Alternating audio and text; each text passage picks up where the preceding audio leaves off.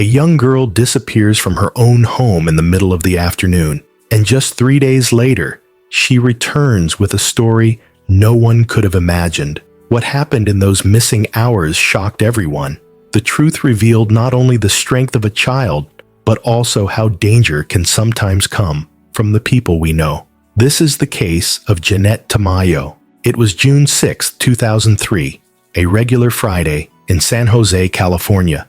9-year-old Jeannette Tamayo had just come home from school. She lived with her mother and older brother in a quiet neighborhood, in a house that always felt safe. That day, everything seemed normal. Jeannette was wearing her school uniform, her backpack over her shoulder, walking into her home like she did every other day. But only minutes after she arrived, something happened that changed her life and her family's forever. Her mother and older brother were both home when a man entered the house. He was not a stranger to them.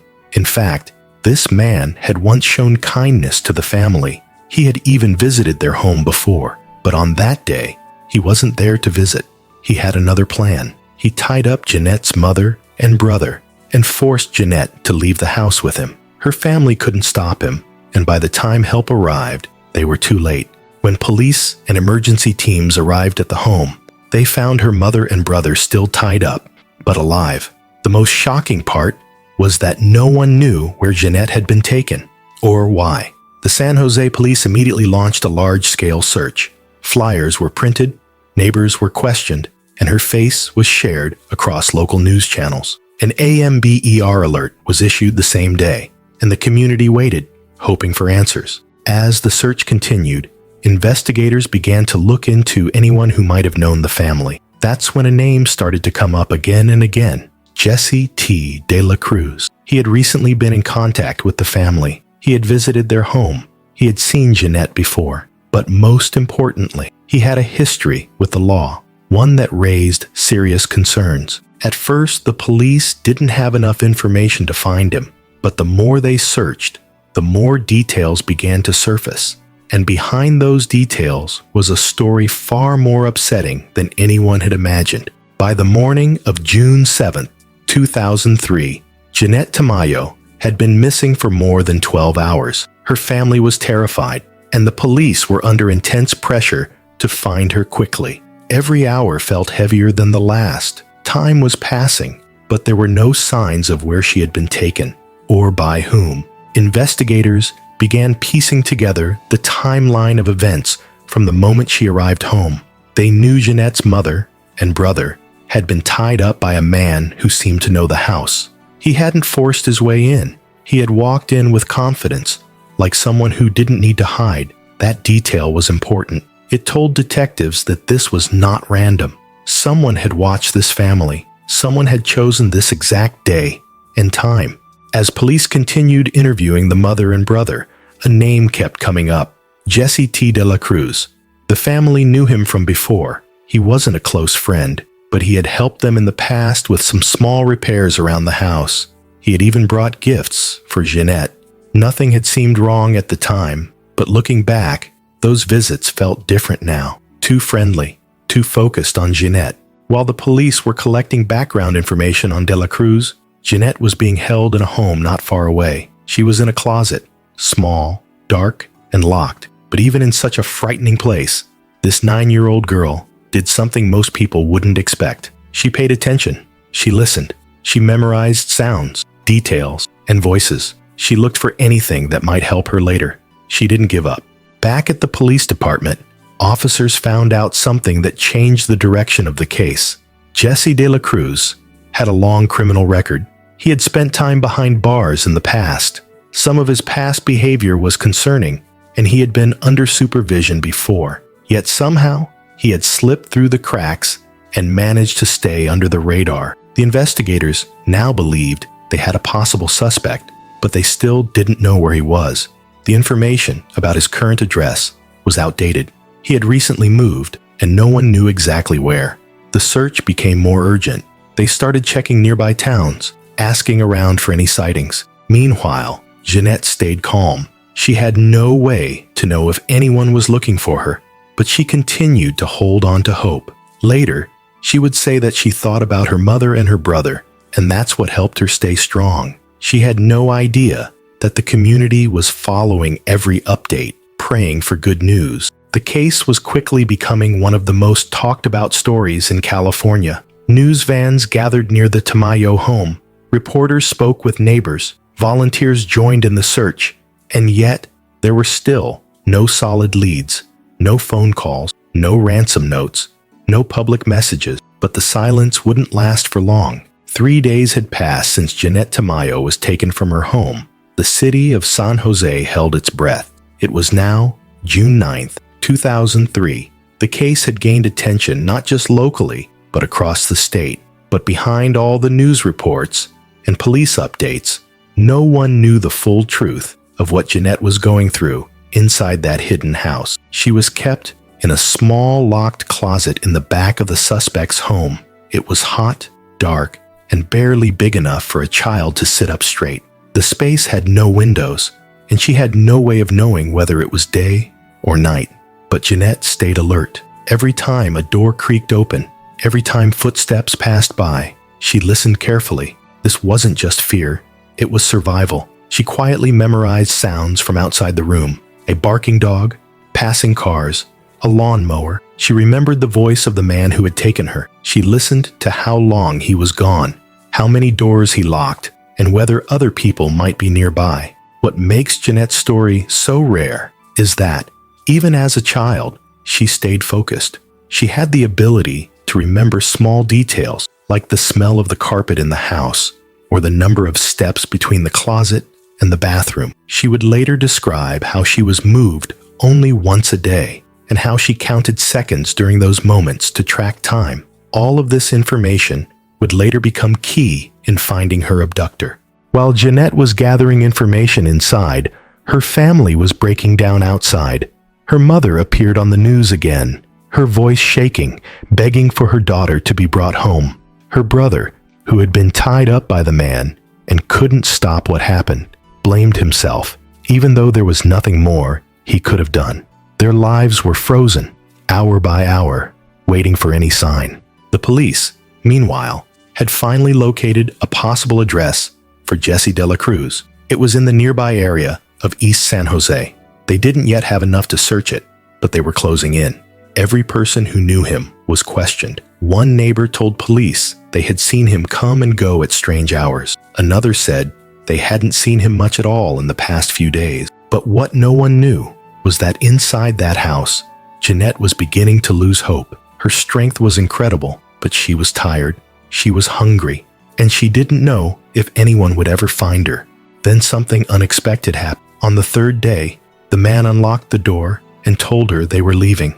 He didn't explain why. He didn't say where they were going. She was confused, but followed his instructions. Her heart was racing, but she kept calm. They got into a car, and she sat quietly in the back seat. She tried to remember the turns he took: left, then right, a long straight road, a stop sign, then another right. She didn't know the names of the streets, but she made a mental map the best she could.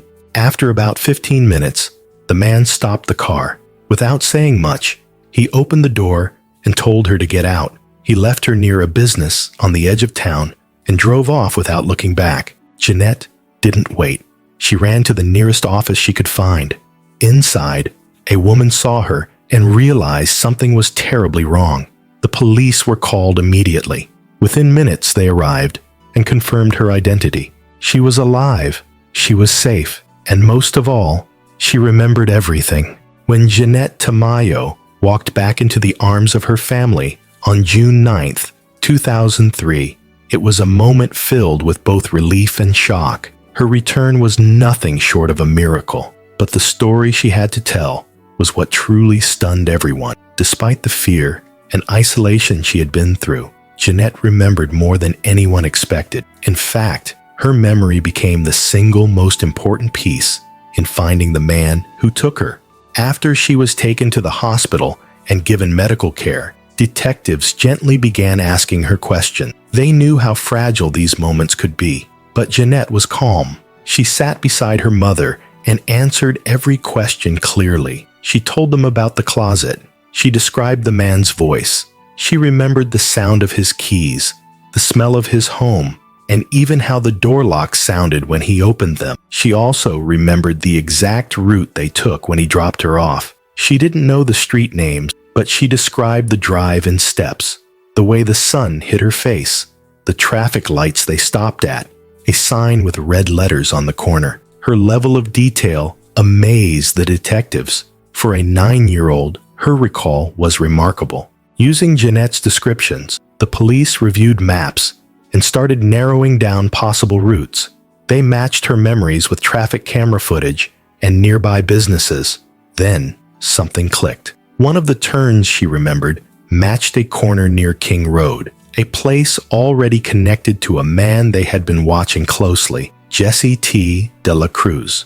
With Jeannette's help, the police were finally able to confirm that Jesse was their main suspect. They got a search warrant for the home he had recently been staying in, just a few miles from where she had been left. On June 10, 2003, just one day after Jeannette returned, the police moved in. What they found inside that house left no more doubt. In the back of the home, they discovered a small closet that matched Jeannette's exact description. It had a latch on the outside, no light inside, and worn carpet on the floor. There were also personal items and pieces of evidence that connected directly to her. Forensic teams carefully examined the room. Jeannette had even remembered a red towel on the floor, and it was still there. Every detail she shared lined up with what investigators found. It wasn't just a good memory, it was evidence that built the case. By that point, Jesse T. de la Cruz had already disappeared from the area. He knew police were after him, and he had gone into hiding, but he couldn't stay hidden for long. Officers tracked down his vehicle and followed new tips from people who had seen him in different towns. Just days later, they found him. And now, it was time for answers. Only a few days after Jeannette Tamayo was found, the search for Jesse T. de la Cruz came to an end. He was located in a nearby area, and officers moved in quickly. On June 13, 2003, de la Cruz was taken into custody without a fight. But even in handcuffs, he said very little. He gave short answers and refused to talk about where he had been or why he had left so suddenly. But the police already had more than enough to begin building a strong case. Back at the police station, detectives started reviewing his background in full. What they found was troubling. Jesse de la Cruz had a long history of legal problems, some of which stretched back many years. He had been in and out of jail. He had faced serious accusations before, but somehow he had managed to avoid long-term consequences. And even worse, none of those past incidents had kept him away from children. That raised hard questions about how someone like him had been allowed to move freely in the community. The more investigators looked, the more they realized this was not a one-time act. This was someone who had learned how to hide his intentions, how to blend in, and how to use people's trust against them. He had gained the family's trust by acting helpful. He came across as friendly, but behind that mask was a completely different person. As police built the case, Jeannette continued to work with investigators. She remembered the inside of his car, the way the closet door locked, and even how he spoke to her. Her memories filled in the gaps that physical evidence alone couldn't explain. She wasn't just a survivor. She was the key witness. In court, the details she provided helped shape the entire case. Prosecutors described how de la Cruz had taken advantage of a family who trusted him. They explained how carefully he had planned his actions. He had waited until the right moment. He had known who would be home. He had chosen the exact time and place. This wasn't an act of panic. It was organized, controlled, and deeply wrong. Jesse de la Cruz was officially charged and faced multiple counts. The evidence was too strong to deny. Faced with the facts, and with Jeannette's testimony ready to be heard, de la Cruz made a choice. He entered a plea. He did not challenge the charges. He was found guilty and sentenced to spend the rest of his life in prison. For the Tamayo family, there was a sense of relief, but also pain. They had their daughter back, which was more than many families could hope for, but they had lost their sense of peace. Their home, once a safe place, would never feel the same. Still, they had Jeannette, and she had shown the kind of bravery most people can only imagine. After Jesse de la Cruz was sentenced in 2003, the city of San Jose finally began to exhale. The man who had caused fear and heartbreak had been held responsible, but while the courtroom closed its doors and reporters moved on to other stories, the Tamayo family was only beginning to heal. Jeannette had returned home, but she was not the same little girl who had walked through that front door on June 6th. She was more aware now of people, of trust, and of how quickly things can change. But instead of hiding from what had happened, she found a way to speak about it. Over time, Jeannette opened up in interviews, carefully sharing parts of her story to help others understand what children are capable of remembering and how important it is to listen. What made her story stand out wasn't just that she survived, it was how she did it. Her memory, her awareness, and her courage helped solve a case that could have remained a mystery. Investigators often said that without her, they might never have found the right person. And because of her detailed information, de la Cruz didn't just face questioning, he faced justice. The case also brought attention to something much bigger: how systems track individuals with criminal histories, especially when children are involved. Local lawmakers and safety experts began looking into how background checks were done and how people with repeat offenses were being monitored. The question on everyone's mind was, how did someone like this manage to get close to a child again? The case of Jeannette Tamayo became part of community meetings, school training programs, and safety awareness efforts. Parents talked more openly with their children about safety at home and in the neighborhood. And Jeannette's story became one that teachers and child advocates used as an example, not to scare, but to show what awareness can do.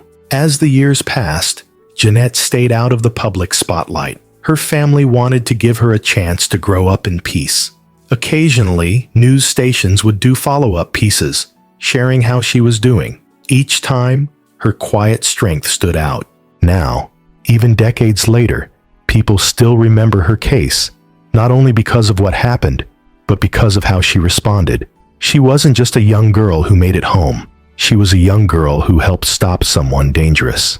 And she did it by remembering. Jeannette Tamayo's story isn't just remembered because she made it home. It's remembered because of how she helped stop someone dangerous by staying calm, alert, and brave when it mattered most. Her memory gave investigators what they needed. Her strength gave her family hope. And her case became a reminder of how even the quietest details can make the biggest difference. Today, Jeannette lives a private life, far from the spotlight, but to many, she remains a symbol of quiet strength and of how courage can live in the smallest voices.